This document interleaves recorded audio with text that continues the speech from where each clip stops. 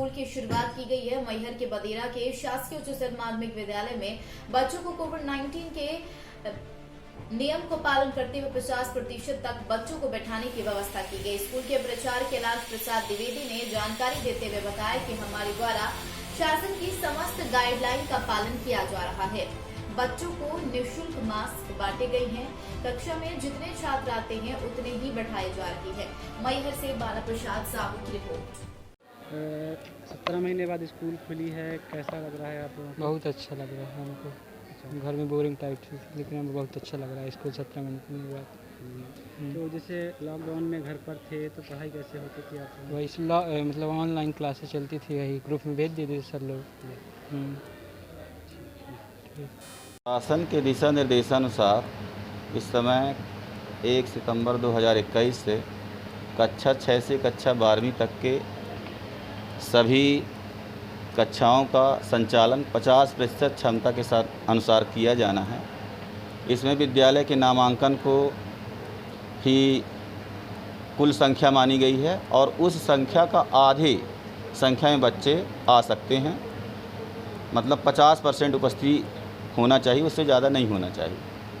तो अभी हमारे यहाँ जो बच्चे आ रहे हैं तो निर्धारित संख्या के आधे ही आ रहे हैं और इसीलिए बच्चों को चूँकि उपस्थिति 50% से कम है, इसलिए प्रतिदिन प्रत्येक क्लास को बुलाया जा रहा है। यदि संख्या बढ़ती है तो निश्चित रूप से अल्टरनेट डेज में उनको बुलाया जाएगा, जिससे 50% से ज़्यादा बच्चे न आएँ और कोरोना गाइडलाइन का पालन पूर्णतया हो सके, बच्चे भी किसी प्रकार की बीमारी से संक्रमित ना हों और स्कूल का में पढ़ाई भी होती रहे और बच्चों का भी भविष्य उज्जवल बने। अभी मतलब पूरे भारत में लगभग 40-40 हज़ार पॉजिटिव केस एक दिन में आ रहे हैं। आवश्यक दूरी बच्चों में नहीं बनाई गई है, मास्क का इस्तेमाल बच्चे नहीं कर रहे हैं, तो इस तरह में संक्रमण का खतरा तो बढ़ रहा है। इस पर जी, यदि ऐसा कुछ है तो ज़रूर हम देखेंगे। बच्चे को बताया जा रहा है और मास्क स्कूल से वितरित किए गए हैं कुछ, और यदि नहीं बच्चे करेंगे तो उनको फिर हम आवश्यकता अनुसार निर्णय लेंगे, अल्टरनेट डेज में बुलाएंगे। फिर Anamika Patel, class 12th। Lockdown में के बाद 17 महीने बाद स्कूल खुली है, कैसा लग रहा है आपको?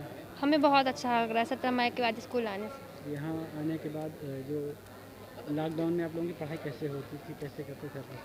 लॉकडाउन में पढ़ाई वही ग्रुप में क्या कहते हैं सेंड कर दिया जाता था, उसी को हम लोग सॉल्व कर लेते थे, बस हो गया।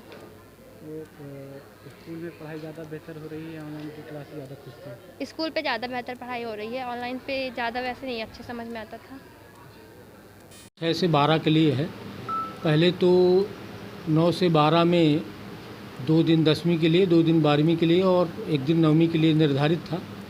अब 6 से 12 को नियमित रूप से कर दिया गया है, जिसमें 50% छात्र बुलाने के लिए अल्टरनेट कहा गया है।